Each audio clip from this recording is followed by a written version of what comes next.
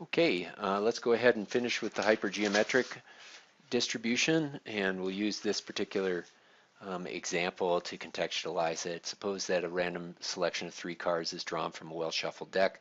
Let x be the number of aces in the draw. Let's find the probability that x is equal to I for I equal to 0, 1, 2, or 3.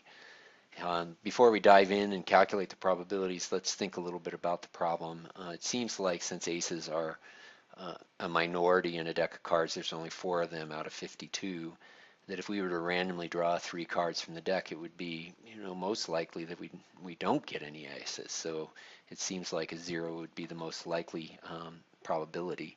And then probably 1 would follow that. You do see an ace show up every now and then, but it'd be fairly unlikely that 2 or 3 aces would show up in a 3-card draw, at least from speaking from intuition. So let's go ahead and see if we can get a sense of what the definite probabilities are associated with this particular scenario. So since we've already defined x, I won't redefine it here, but I'll just say that x can be 0, 1, 2, or 3. And what are we after? We're after the probability that x is equal to 0 first. So what's the probability we get 0 aces in the draw?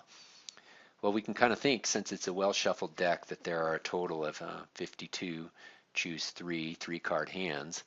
And since we're choosing from the aces, none of them, it would be 4 choose 0 and 48 choose 3 non-ace hands. So this turns out to be indeed the highest probability in the distribution. It's 0.78262. Let's try the probability that x is equal to 1. Well, now we have kind of a template up here. We can see that now we're talking about choosing a single ace from the 4. So there's 4 choose 1 ways to choose a single ace. And for each of those ways, there's 48 choose 2 ways to pick the remaining 2 cards over 52 choose 3 total hands. So 20416. So about 20% of the time you actually do see an ace show up in a 3-card hand. Let's go ahead and take a look at what's the probability that x is equal to 2. So 2 aces, 4 choose 2. That must be 48 choose 1 then for the non-ace card, and 52 choose 3 total 3-card hands. That's a 0.013, and the probability that x, well, now I've got a lead problem. Stand by here. The probability that x is equal to 3 would be our next value that we're trying to calculate, and it seems like this will be very unlikely, and indeed you can see why it is, because we've lost a lot of combinatorial power that we had in the numerator by choosing 0 from the 48. 52 choose 3. So let's see, that's about 0.00018. So there it is, the probability distribution for the 3-card draw when I'm attending to the number of aces. Most likely is 0, followed by 1, followed by 2, followed by 3, which is extremely unlikely. We, of course, could use these numbers to get a sense of the expected value by taking the product of each of the values of x times its associated probability and then summing those products. At first glance, you can kind of almost do this in your head.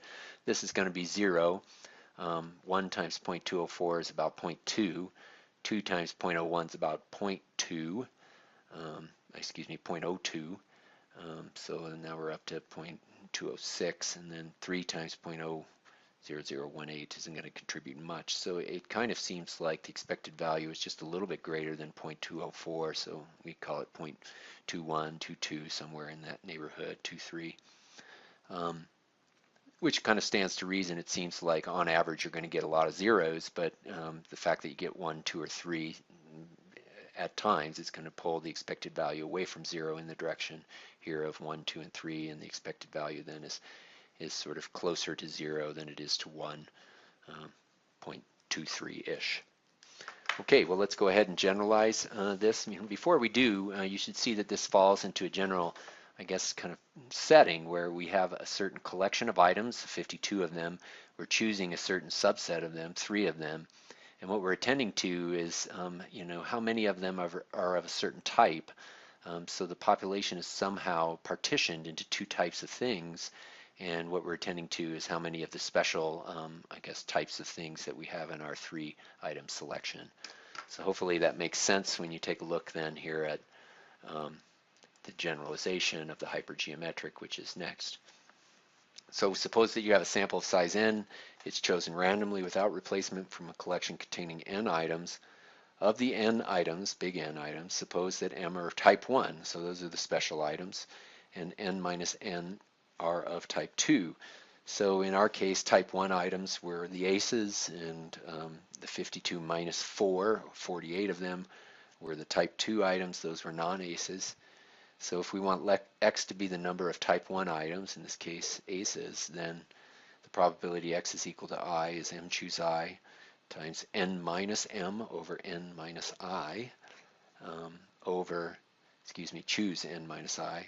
And that's all over big N choose little n. And so that's a probability distribution that's valid over the support 0 to n, so it's finite and discrete. And x is then called a hypergeometric random variable, and it has 3 parameters. Big N is the size of the collection, little n is the size of the sample, and little m is the number of type 1 objects, in our case aces, 4 of them.